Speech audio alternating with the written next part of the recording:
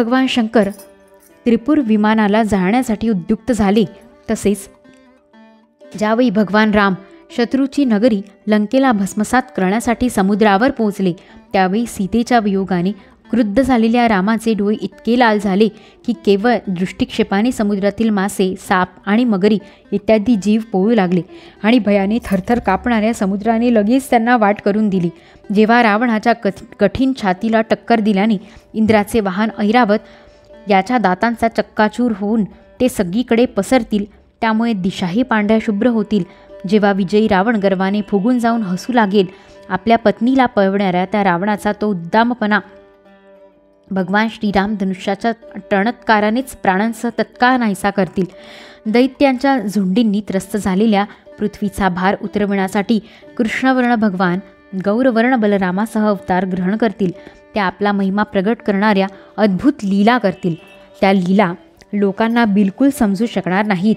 बालपणातच पुतनेचे प्राणहरण करणे, 3 महिन्याच्या वयात पायाने भला मोठा छकडा उलटून टाकणे आणि गुडघ्यांवर रांगता रांगता आकाशाला भिडलेल्या यमलार्जुन वृक्षांमध्ये जाऊन त्यांना उखळून टाकणे, अशी कर्मे भगवंतांशिवाय अन्य कोणीही करू शकणार नाही.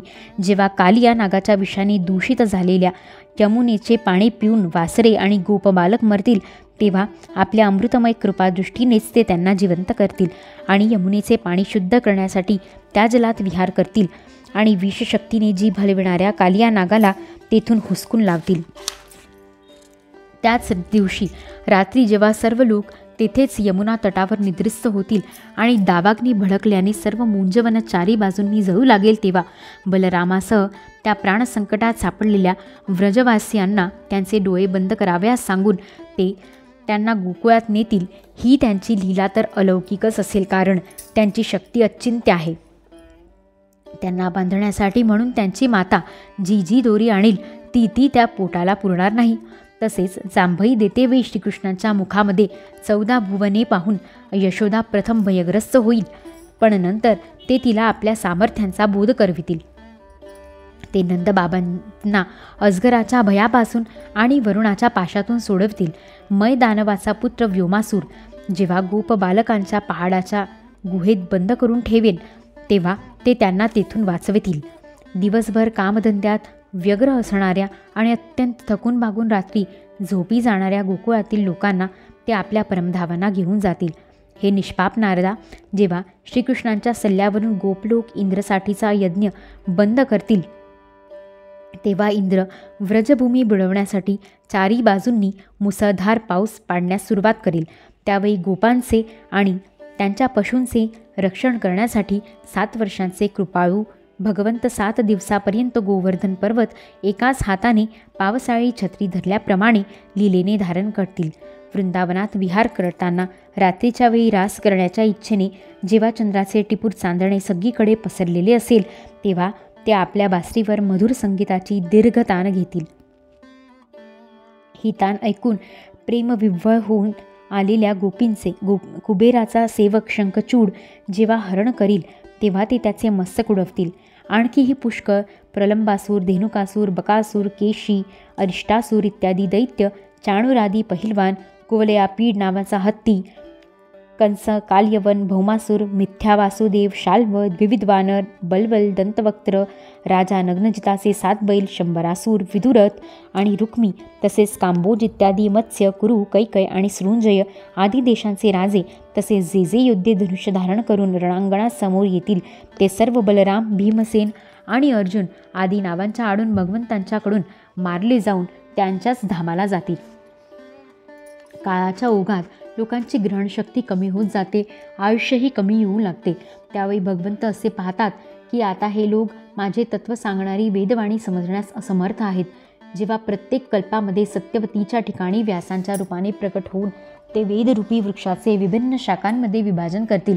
देवांचे शत्रू दैत्यसुद्धा वेदमार्गाचा आश्रय घेऊन मयदानवाने निर्माण केलेल्या अदृश्य वेग असलेल्या नगरात राहून लोकांचा सत्यानाश करू लागतील. तेव्हा भगवंत लोकांच्या बुद्धीमध्ये मोह आणि अत्यंत लोभ उत्पन्न करणारा वेश धारण करून बुद्धाच्या रूपाने पुष्कळशा उपधर्मांचा उपदेश करतील. कलियुगाच्या शेवटी जेव्हा सत्पुरुषांच्या घरीसुद्धा भगवंतांचे कथा कीर्तन होणार नाही, ब्राह्मण, क्षत्रिय, वैश्य हे नास्तिक आणि शूद्र राजे होतील. एवढेच काय, पण कुठेही स्वाहा स्वधा या आणि वषटकाराचा ध्वनीही ऐकू येणार नाही. तेव्हा कलियुगाला शासन करण्यासाठी भगवंत कल्की अवतार धारण करतील. जेव्हा विश्वरचनेची वेळ आलेली असते तेव्हा तप, 9 प्रजापती, मरीची आदी ऋषी आणि मी अशा रूपात, जेव्हा सृष्टी रक्षणाची वेळ असते तेव्हा धर्म, विष्णू, मनु, देवता आणि राजांच्या रूपात, आणि सृष्टीच्या प्रलयाच्या वेळी अधर्म, रुद्र आणि क्रोधवश नावाचे साप, तसेच दैत्य आदींच्या रूपात सर्व शक्तिमान भगवंतांच्या या विभूती मायेने प्रकट होतात. पृथ्वीवरील एक एक धूलिकण मोजू शकणाराही कोणता विद्वान भगवंतांच्या शक्तींची गणना करू शकेल? जेव्हा भगवंत त्रिविक्रम अवतार घेऊन त्रैलोक्य पादाक्रांत करीत होते त्यावेळी त्यांच्या पावलांच्या अफाट वेगामुळे प्रकृतीरूप अंतिम आवरणापासून ते सत्यलोकापर्यंत सर्व ब्रह्मांड थरथर कापू लागले होते. तेव्हा त्यांनीच आपल्या शक्तीने त्याला स्थिर केले. समस्त सृष्टीची रचना आणि संहार करणारी माया त्यांची एक शक्ती आहे. अशा अनंत शक्तींचा आश्रय असलेल्या त्यांच्या स्वरूपाला मी जाणत नाही. तुझे ज्येष्ठ बंधू सनकादिकही जाणत नाहीत, तर इतर कोण जाणू शकेल? आदिदेव भगवान शेष सहस्त्रमुखांनी त्यांच्या गुणांचे गायन करीत आहेत, परंतु अजूनही त्याला त्यांचा पार लागलेला नाही. जे निष्कपट भावाने सर्वस्वी त्यांच्या चरणांचा आश्रय घेतात त्यांच्यावरती अनंत भगवान स्वतःच दया करतात. तसेच भक्तच त्यांची दुसर माया तरून जातात आणि अशा भक्तांचीच कोल्ह्या कुत्र्यांचे भक्ष असलेल्या देहाविषयी मी माझे ही बुद्धी असत नाही. प्रिय नारदा, परमपुरुषाच्या त्या योगमायेला मी, तुम्ही, भगवान शंकर, दैत्य कुलभूषण प्रल्हाद, शतरूपा, मनुपुत्र, प्राचीन बर्ही, ऋभू आणि ध्रुव हे जाणतात.